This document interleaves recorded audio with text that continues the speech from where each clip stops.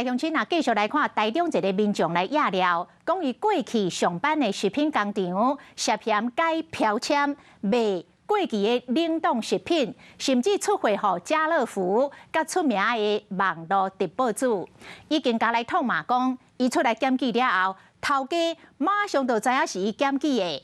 伊怀疑政府机关泄露秘密，甲伊吹哨者的身份来献光。目前这个案件，食安处也搁咧调查。家乐福是来强调讲，因为2019年就无甲这间厂商来合作咯。若网络直播主是回应讲，伊会配合调查。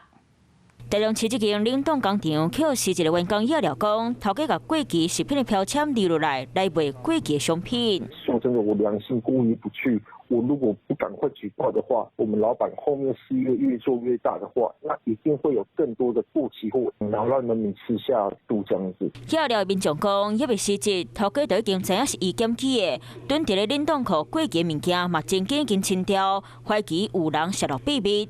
我觉得是可能有政府机关那边有流露我的个人资料出去，是有一些到老板那边，他才知道是我检举他卖过期食品这样的事情。这间出代志的食品工厂发声明讲，公司绝对袂闪责任，会配合市府相关单位调查，再来做说明。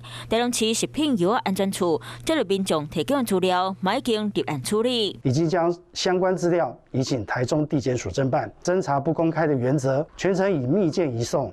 严格保护陈情人的个资。压料民众讲，业者甚至把过期的商品出货给家乐福和有名的网络直播主。不过家乐福回应讲，2019年早就已经和因合作啊，网络直播主头拄好发声明讲，无进因的货，会配合检调查较真。